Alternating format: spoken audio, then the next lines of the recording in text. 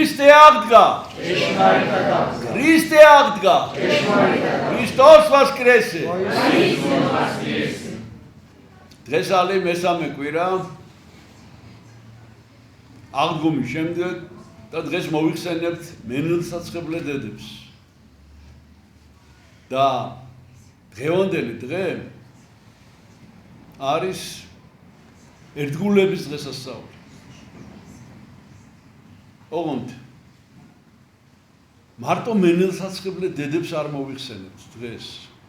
მესამე კვირას მოვიხსენებთ წმინდა იოსებ არემათიელს და წმინდა ნიკოდიმოს. და სწორედ ამის შესახებ მინდა გითხრათ. დღეს დედების დღესასწაულია. დედების და ერთგულების და ესე ითვლება, რომ ეს არის განსაკუთრებული დღე, როდესაც ჩვენ აღნიშნავთ დღესასწაულს ქალის ერთგულებას, ქალურ ერთგულებას. ოღონდ აქ მინდა დავაზუსტო, ეს არ არის ქალური ერთგულება, არამედ ეს არის ცოტა უფრო ღრმა. აქ არის ძალიან მნიშვნელოვანი აზრი ესეთი, რომ რატო მოხდა ესე, რომ იესო ქრისტე ჯვართვისას დედებმა არ მიატოვეს, მენელსაცხებლე დედები, ვისაც ეწოდებთ, ქალები. და რატო მოხდა ისე, რომ მისი მოწაფეები გაიქცნენ.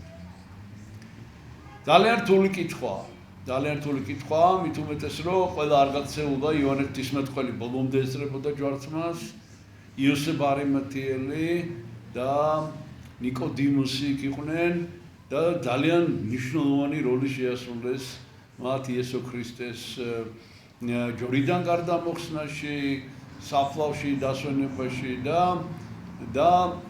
დღევანდელი დღე არის აღნიშნული იმისა, რომ როდესაც ქრისტე აღდგა, სანამ მოციქულებს გამოეცხადებოდა, დედებს ეჩვენა აი ამ სწორედ ერთგულების ნიშნად და ასევე არა მარტო დედებს, არამედ იოსებ არემათიელთან მივიდა, რომელიც დაპატიმრებული იყო, ებრაელებს დაპატიმრებული ყავდათ საკუთარ სახლში. და სახლში მივიდა და იქ საფლობელიდან გამოიყვანა იოსებ არემათიელი. აი რა მოხდა მაინც ამ დღეს? აი რატო მივიდა ქრისტე პირველად ამ დედებთან?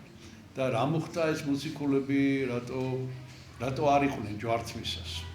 არ არის ადვილი ამ კითხვაზე პასუხის გაცემა, რა განსხვავებაა? განსხვავება ის არის, რომ ამ დედებს იმიტომ უწოდებთ. ესენი ქალბატონები არიან, ცხადია, მაგრამ ჩვენ მათ უწოდებთ მენელსაცხებლე დედებს. იმიტომ რომ მათ იესოს მიმართ ჰქონდათ დედობრივი სიყვარული. ანუ დედობრივი სიყვარულის დღესასწაულია დღეს. და მოციქულებს რაც შეეხებათ. მოციქულები თვითონ უნდა გამხდარიყვნენ ქრისტეს მადლის მატარებლები და ჯერ არ იყვნენ.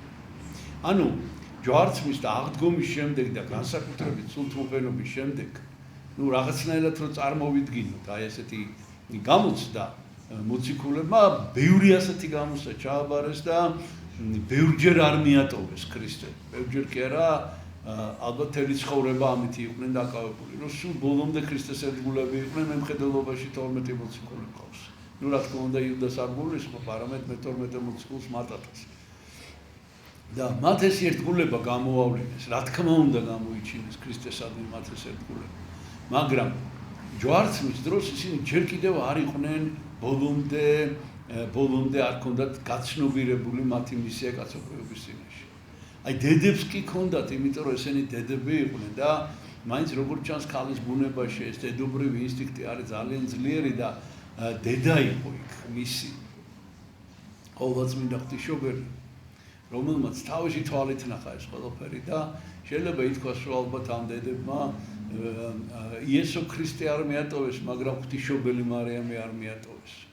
რაც შეეხება იოსებ არემათიელს და ნიკოდიმოს და იოანე ღვთისმეტყველს, აი არ ვიცი, ამისი ახსნა ალბათ ძალიან ძნელია. ანუ აქ არ არის მარტო დედობრივ სიყვარულზეც ლაპარაკი. აქ არის ზოგადად დღეს არის ერთგულების დღესასწაული. და თუ ჩვენ ვიტყვით, რომ ღალატი არის ყველაზე დიდი ცოდვა, რაც იუდამ ჩაიდინა. ალბათ თამამად შეგვიძლია იმის თქვა, რომ ერთგულება არის ყველაზე დიდი სათნოება. და მე მინდა დღევანდელ დღესაც ქართულ ხალხს, ჩვენს ეკლესიას, ჩვენს სამდელოებას, ჩვენს ბელთავრებს მოუწოდოთ, თუ ხერხული არ იქნება ჩვენგან ამისი მოწოდება, რომ აი ჩვენ გამოვიჩინოთ ერთგულება იმ დიდი ღვაწლის მიმართ, რაც ჩვენმა პატრიარქმა, კათოლიკოს პატრიარქმა ილია მეორემ აღასრულა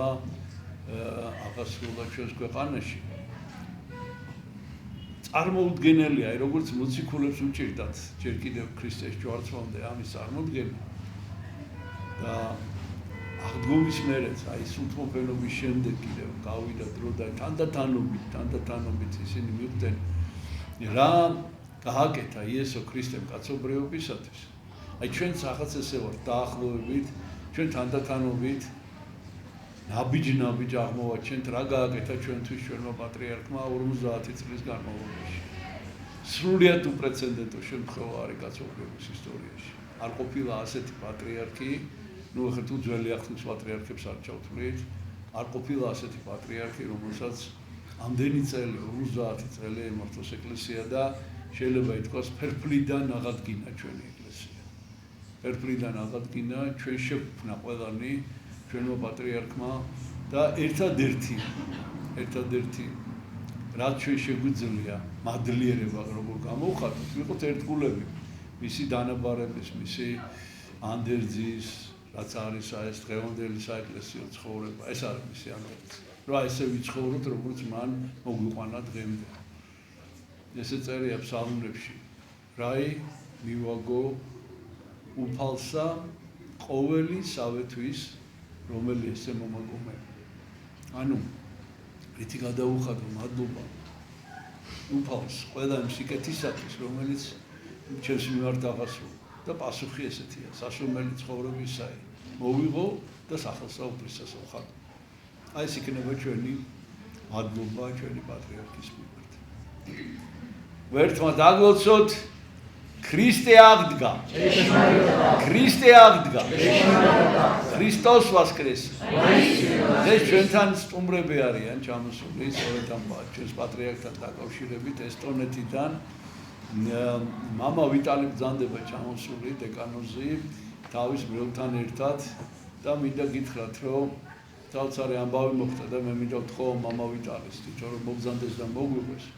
მამა ვიტალი იყო ჩამოსული, სპეციალურად ჩამოვიდა პატრიარქის დასაფლავებაზე და მიუხედავად აი ხალხმრავლობისა, მიუხედავად აი ყველა სირთულეებისა, მან მოახერხა და მივიდა პატრიარქის ხედართან. და თვითონ მოგიყვება შემდეგ რა მოხდა და როგორ მოხდა და აი დღეს ის ჩამოვიდა სპეციალურად 40-ისათვის პატრიარქს 40 დაესწრო გუშინ, რომ მადლობა ეთქვა ჩვენი პატრიარქისათვის. და მინდა ვთქო, отец Виталий, пожалуйста. Пожалуйста, расскажите, как вы приехали на похороны Святейшего и как вот встаньте на лицо. Встаньте на ООН и что потом случилось, мы просто понаслышке только знаем. Когда так. Ваше Высокопреосвященство, досточтимый владыка Николай.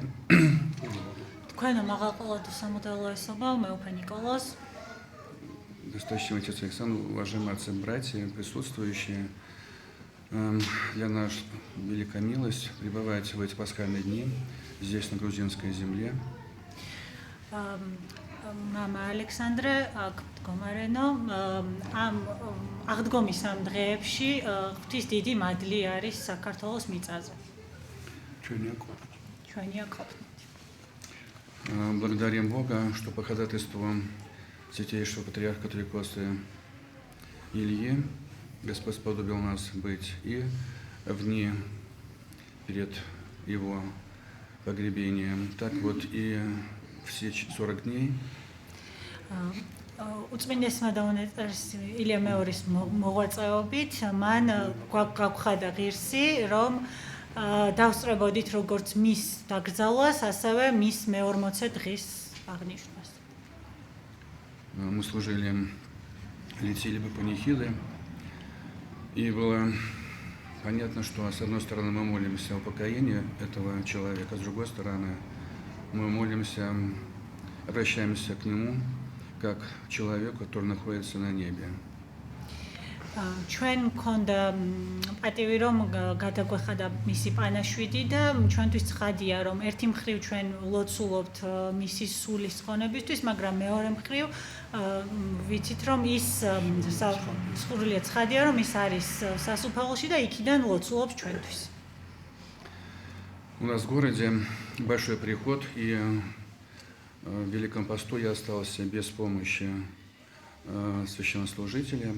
И вот эта большая нагрузка частых великопостных служб легла вот на мои плечи. И когда я приехал, и мне была дана возможность приложиться к руке святейшего патриарха, я просил у него, чтобы он послал нам священника.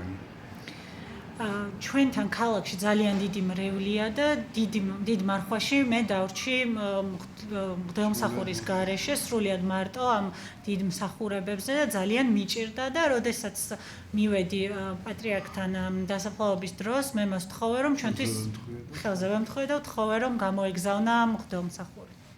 Когда я вернулся домой, епископ мне сказал о том, что он назначает в наш храм вторым священником, помощником, и сказал о том, чтобы вот оставшиеся дни Великого Поста можно было надеяться на помощь еще и одного священнослужителя. და როდესაც სახში დავბრუნდი, ჩვენმა მღვდელმთავარმა მითხრა, რომ ნიშნავს კიდევ ერთ მღვდელს ჩვენთან, რომელიც დამეხმარება და დარჩენილ დიდი მარხვის დღეებში უკვე კიდევ ერთი მღვდელი დამეხმარება და შეიძლება და შემსუბუქოს ეს მსახურება.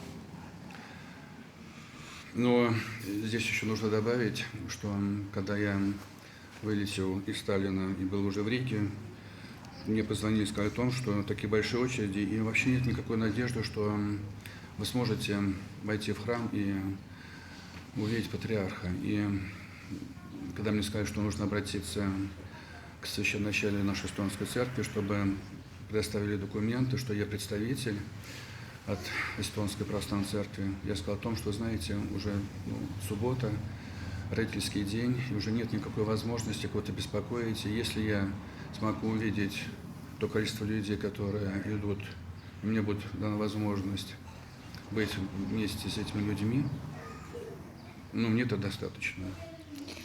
როდესაც სტალინიდან რიგაში გადავფრინდი, უკვე მაშინ მითხრეს, რომ ძალიან დიდი რიგებია პატრიარქის პანაშვიდზე და ვერ მოახერხებ შესვლას ტაძარში, თუ არ მივმართე ჩვენი ესტონეთის სამღვდელო ეკლესიას და ვთხოვე ოფიციალური საბუთი, რომ ვარ მათი წარმომადგენელი, მაგრამ უკვე გვიანი იყო, შაბათი იყო, ვეღარ მოახერხებდი ამის გაკეთებას და ესე ვთქვი, რომ ჩემთვის საკმარისი იქნება, თუ თუნდაც შორიდან ვნახავ ამ ხალხის სიმრავლეს да, македан миваге патиус.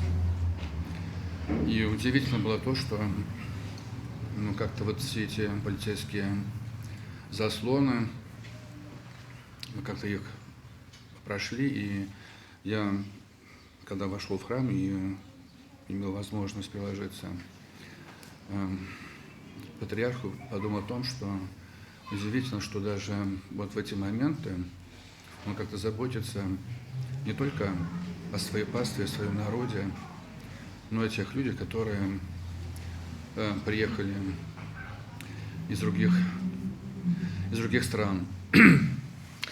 და საოცარი იყო ის, რომ როდესაც მოვახერხე და გავიარე ყველა პოლიციის კორდონი და მოვახერხე რომ მივსულიყავი და ვთხოვდი პატრიარქის ხედარს, იმაზე დავფიქრდი, რომ ის არამხოლოდ აი ესეთ დღეებში, არამხოლოდ თავის მრევლზე და სამსხოზე ზრუნავს, არამედ იმ ადამიანებზეც, რომლებიც სხვა ქვეყნებიდან ჩამოვიდნენ, რომ მისთვის პატივი მიეგოთ.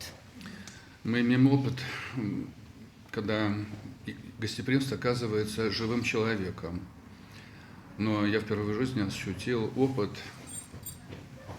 когда гостеприимство оказывается человеком, который лежит в гробе, но он благословляет тех людей, через которых вот это гостеприимство оказывается. ჩემთვის არ იყო უცხო ეს გამოცდილება, როდესაც ცოცხალი ადამიანი გამოიჩენს დიდ სტუმართ მოყვარეობას, თუმცა ეს იყო განსაკუთრებული შემთხვევა, როდესაც გარდაცვლილმა ადამიანმა კუბოდანაც კი მოახერხა, რომ გამოიჩინა ეს სტუმართ მოყვარეობა და ზრუნვა ამ ადამიანების მიმართ, ვინც ჩამოსული იყო მასთან. Ну и когда мы уже пришли на место погребения, в Сионский храм, я удивился тому, что и здесь была возможность тоже быть рядом прямо вот с гробом, со святейшим, вот как-то вот пребывать до последних вот этих моментов, слышать слово владыки Шиву о том, что нас всех переполняют эмоции, как он сказал, и каждый хочет высказаться. И я удивляюсь тому, что прошло вот 40 дней, и вот сегодня здесь действительно предоставлена возможность высказаться о тех чувствах, которые, вот, ну, скажем так, вот, испытали люди, которые пришли проститься с патриархом. И, ну вот вы грузинский народ, и у вас традиция, которая имеет не только древнюю историю, но и то сплочение, та жертва, та действительно жертвенная, вот тот жертвенный ответ на любовь патриарха, он, конечно, не может, скажем так, вот потрясать. და ჩემთვის საოცარი იყო ისიც, რომ ჩვენ გავყევით მისი დაკრძალვის ადგილას სიონში, იქაც მოახერხეს დრო ახლოს ყოფილიყავით მის ცხედართან და მოგვესმინა მეუფეშიოს სიტყვებისთვის, რომელიც ამბობდა, რომ აი ამ დღეს ჩვენ ყველა ემოციებით ვართ დატვირთული, ყველას გვინდა რომ გამოსათხოვარი სიტყვა უთხრათ პატრიარქს და ჩვენ აი მე-40 დღეს მოვახერხეთ, რომ აქ გამოვთქვათ ეს სიტყვები პატრიარქის შესახებ და ასევე მინდა გითხრათ, რომ საქართველოს გარდა იმისა, რომ აქვს დიდი ტრადიცია და ისტორია, ასევე ეს არის მნიშვნელოვანია ეს მსხვერპლშეწირვა, რომელიც პატრიარქმა გაიღო და მისი სიყვარული, რომელიც ყველაფერს ავსებს. Вот видно, что патриарх оставил после себя вот эту свою грузинскую церковь, такой живой. И сегодняшнее слово ваше, когда вы говорили о преданности и о материнской любви к Господу этих жен-мироносец, вот вы очень правильно сказали о том, что патриарх передал свою пастве то правильное отношение к церкви. И я думаю, что у этих многих людей, когда я услышал о том, что люди, которые даже не православные, других конфессий, видя вот этот поток желающих проститься, тоже встали в очередь для того, чтобы прикоснуться к, можно сказать, к святому своей жизни человека. და ეს ნამდვილად ცხადია, რომ პატრიარქმა დატოვა ეკლესია, ქართული ეკლესია, რომელიც ცოცხალია და როგორც თქვენ თქვით დღევანდელ ქადაგებაში, ეს ერთგულება ძალიან მნიშვნელოვანია და შეიძლება ითქვას, რომ პატრიარქმა მოახერხა სწორედ ასე დაემოძღვრა მთლიანი ქართული ეკლესია და მისი გარდაცვალების დროს არა მხოლოდ მისი მრევლი, არამედ არა ქრისტიანები სხვა კონფესიის წარმომადგენლებიც ყველანი ერთად მივიდნენ, რომ პატივი მიეგოთ მისთვის, იმიტომ რომ მან დაიმსახურა ყველას საყოველთაო სიყვარული, როგორც და ისინი ისე მივიდნენ, როგორც წმინდა ადამიანთან და წმინდანთან. Ну вот он, будучи главой грузинской церкви, любил свою паству вот этой удивительной материнской жертвенной любовью. და მან როგორც ამ ეკლესიის თავმა შეიყვარა მთელი საქართველოს სწორედ აი ამ საოცარი დედობრივი სიყვარულით. И поэтому всех считал своими чадами. და ამიტომაც ყველას თვლიდა თავის სულიერ შვილებად. Ну и мы, хотя живем в другом совсем месте, мы тоже как-то чувствуем его любовь, его благословение. И тоже как-то вот часто слыша наш патриарх, мы тоже стали называть патриарха грузинского католикоса Илью нашим патриархом. და ჩვენ მიუხედავად იმისა, რომ სულ სხვა ადგილას ვცხოვრობთ, მაინც ვგრძნობთ მის ამ დიდ სიყვარულს და მზრუნველობას და ესე ხშირად გვესმის ეს სიტყვები ჩვენი პატრიარქი და ჩვენც უკვე მას მოიხსენიებთ როგორც ჩვენს პატრიარქ ილიას. Спасибо вам большое за возможность в эти дни быть вместе с вами и в этих святых местах. დიდი მადლობა, რომ მოგვეცით საშუალება ამ დღეებში ყოფილიყავით თქვენთან ერთად და აი ამ წმინდა ადგილებში. Христос воскресе! Воистину воскресе! Христос воскресе! Воистину воскресе! Христос воскресе! Воистину воскресе!